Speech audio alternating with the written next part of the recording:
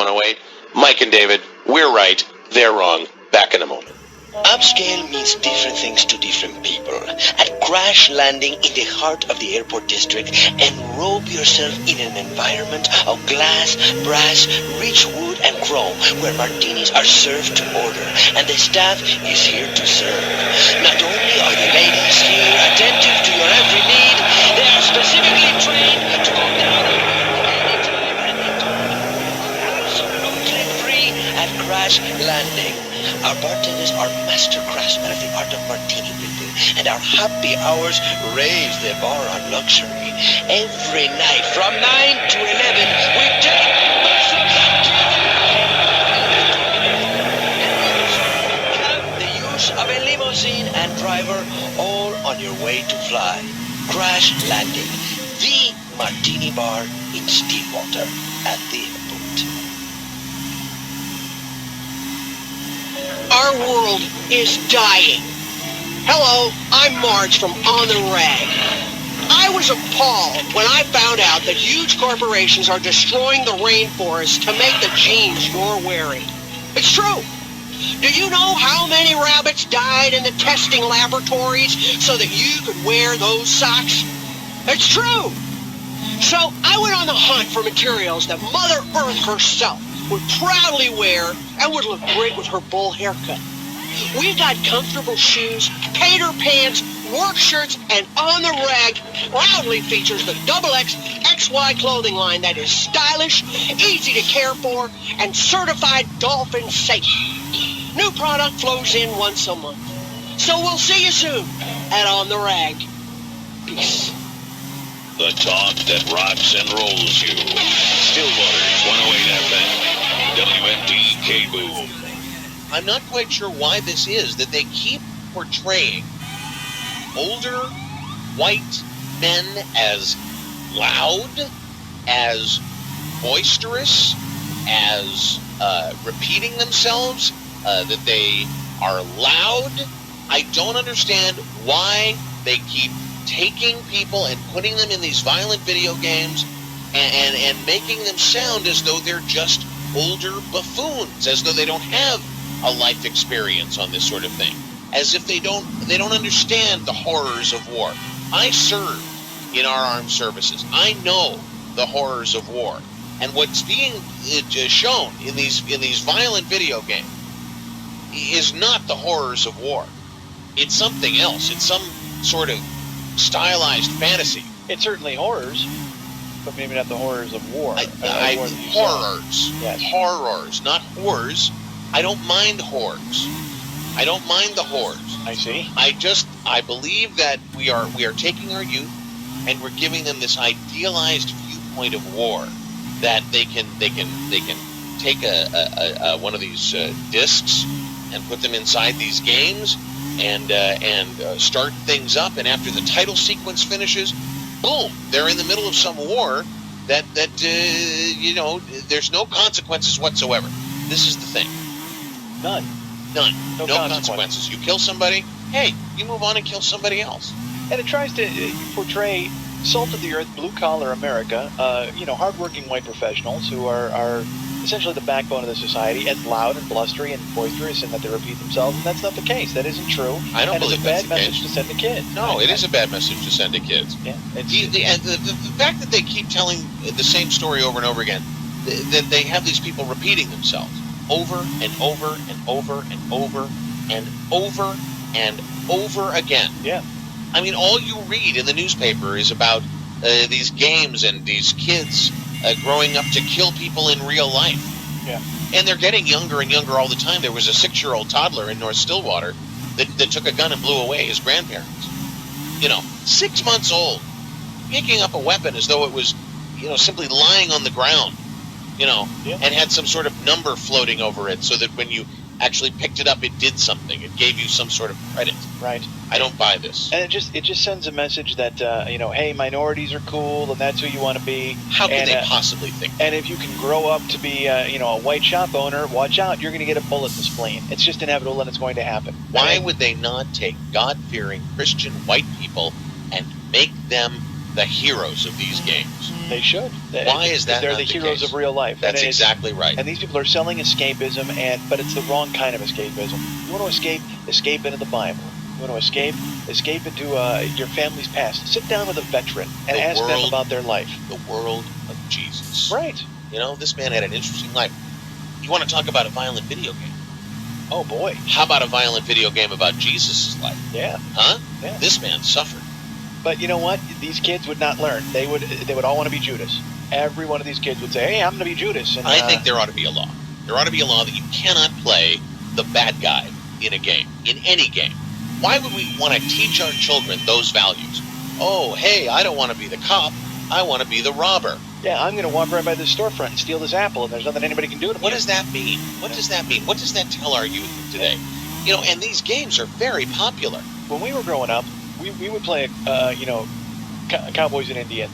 Right? Who wanted to be the Indian? Nobody. No one. No one. Because you know what happened to them. Yes, you do know what happened. And they deserved it, and Rightfully so. Sure. Sure. They were the bad guys. Right. The Indians were the bad guys. The Cowboys were the good guys. Am I right? Yeah. All White, right. white hat, white horse, Right. silver bullet, Exactly. possibly a mask sometimes. Sometimes. And but he had an Indian friend, but he brought him around because sometimes if they knew Occasionally- their place, Occasionally, you can do that with if the they know Redskins. their place. You can. Now, this business of being able to play these violent video games as the bad person, as the minority that steals from the white shop owner, to be actually able to play from their perspective, I think sends the wrong message. Yeah. I think it sends the wrong message. In fact, I think that having actual weapons that make realistic noises. Remember when we were kids, we could play let's call it a violent video game. The violent video game of our day was holding up your fingers, your hand, your fist, sticking out your finger and your thumb, forming a fake gun, Right. and going bang, bang. Bang, bang, you're dead. Right? And of course, you always had the goofy kid in your group play the Indian because you wanted to be the cowboy. You wanted to be the cop, not the robber. You want to be the cowboy, not the Indian. And again, I don't understand why they keep portraying these old white men in these games as buffoons that repeat themselves. I don't understand. Yeah. I do not get that at all. I would say that it's reinforcing a stereotype, except it's not even a stereotype. It's like they're trying to make it a stereotype by putting it in every single game. They're forcing. Yeah, they're making us be loud and boisterous and buffoons, and then we repeat ourselves. We don't repeat ourselves. Why would they say that? I don't know why they'd say that. I don't. Do you? No, I don't get it. I don't get it either. And I think that it has to change. It has to change right now, right here. It has to start with the Stillwater City Council. It has to start with people like our great Chief Monroe. Why wouldn't our children want to be like Chief Monroe instead of these what do they call these guys? These Los Carnales. Yeah. Jack Armstrong is always talking about it on the news. You know that Los Carnales this and Los Carnales that and who else? The 3rd Street Saints. That's an area of town you want to stay away from. That's an area of town. I don't even drive through it anymore. I understand that that's the only area of town that there actually is ammo lying on the ground. And I say ammo because I spent time in the service. Oh, sure, yeah. You I know what ammo's all about. I'm not one of these older white guys that consistently repeats themselves as they show us in the video games doing so. I think that's just insane. I don't know why they do that. No, I don't get it either. We're not loud and boisterous. We don't repeat ourselves. No, we're not loud. No. We're not boisterous. We're not loud. I don't understand it at all. I'm fed up. So this ammo is lying on the ground on 3rd Street. The ammo is lying on the ground all throughout the whole Saints Row area. Now, have you been there? There are a couple of. I'm an older man. I have needs, and There's a nice butcher shop over there. You're saying get some steaks. Good to go. No, there are. I have a couple of lady friends that live near there, and it's easier for me to go through the Saints Row area than it is to drive around it, because frankly, I'm not going to let them have that power over me. Wow. You know, I've been in Stillwater my whole life. I'm not about to let that all go just because some ruffian, some Hispanic, some Latino, some black man with a gun and a bandana and a big thick fur coat that demands $300. I'm not going to let that happen. You know, they actually closed the Freckle Bitches in that part of town. They did. They did because For a while. because they were lying in wait in the drive-through, and they call it gaffling. I think is what they said. Gaffling? Like gaffling, and they would swoop in when you got your food, and then they would put a gun in your face and take your food and your car. They would just swoop in, and you'd say you go in, you stop in, you try to get a fist. You stop in to get a nice fist. Yeah. Or a chicken bazoom. Right. And you order it, and then you pull up to the window, and bang, there's Undercover Leroy and his friends, This is the result of violent video games. Sure. This is exactly what happened. And in the end, you know who's made out to be the bad guy? The white guy. Yeah. The older white guy. Always made to show that he's repeating himself. Yeah. That he's loud and he's boisterous. Not the minorities that are there stealing your bazoom from you from the freckle bitches drive-through. Yeah, their gold fronts and then their taxi cab hats. Yes. What is that? It's like I'm agreeing with you, but I don't know what that is. It's sort of like a beret with a bill. You've never seen that sort of a hat? They call it a taxi hat. Okay. Yes, I do. Yeah, it sort of sticks up in front. Sure. Like the Bowery Boys guy used to wear. Absolutely. Okay, yeah. now I got Mugs, it. I believe. Mugs. Yes. And then they wear their bucket hat.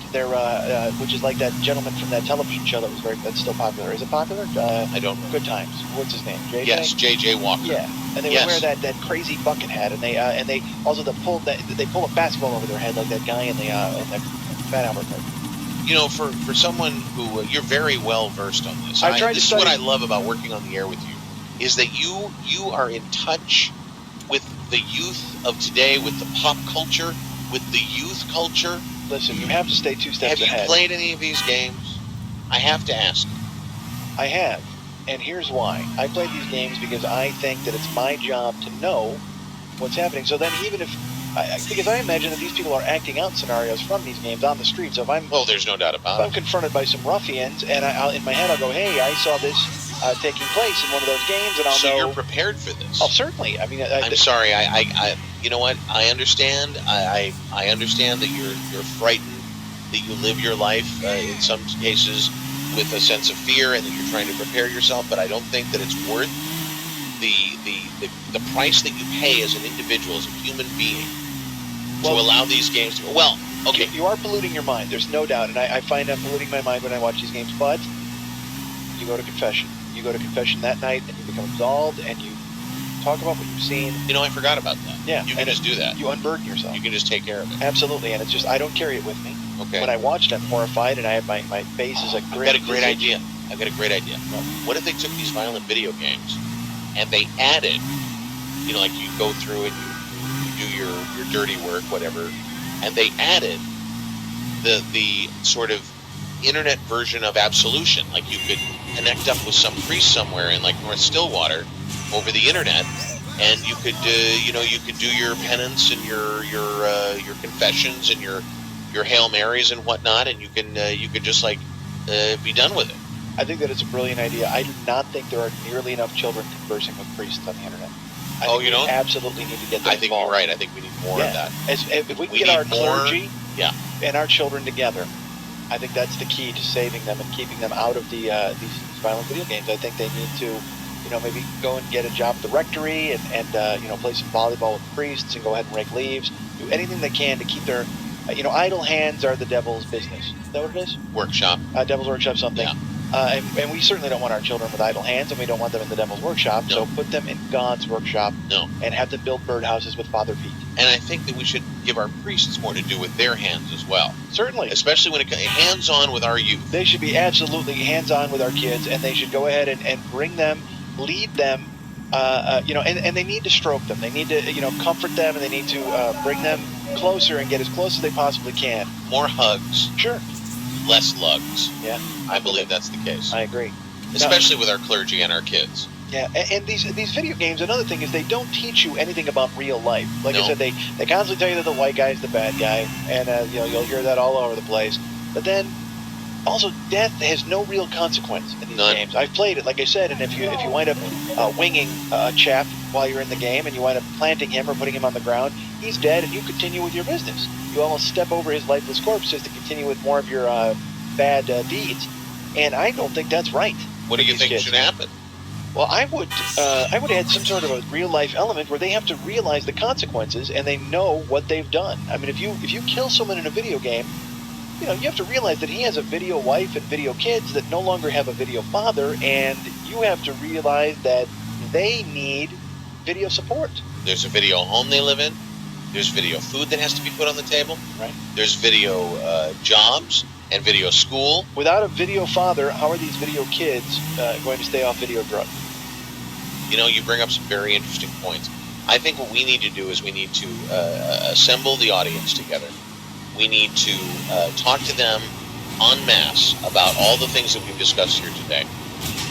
We need to do it in a public forum, not on the air. The air is great for sort of, you know, getting things off our chest and so on. I think we need to take this down to Stillwater City Hall. We need to sit down with the fine Stillwater Police Department. We need to sit down with the council. And I'm not saying go to a city council meeting and wait your turn at the podium to go ahead and bring this up. I demand a meeting. I demand that we bring listeners and ourselves and we get access to the highest levels of office and we bring our problems to them and we get solutions. We don't get just people talking at us. We don't get people talking in circles. We get action. And if not, do we arm the populace?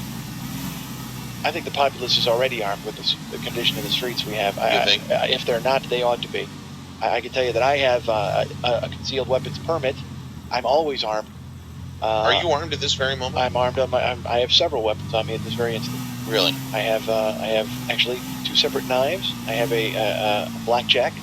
I have a sap, and I have an ankle holster with a derringer. And then I have another gun that I'm quite frankly, it's none of your business what it is. I know we've been partners a long time, but just in case something happens and you go a little bananas, you get a little screwy, just know.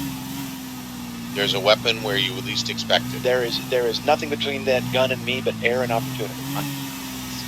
Air and opportunity. Where have I heard that before? And you know what? What? I'm all out of air. Oh, with that, we'll be right back. WMD.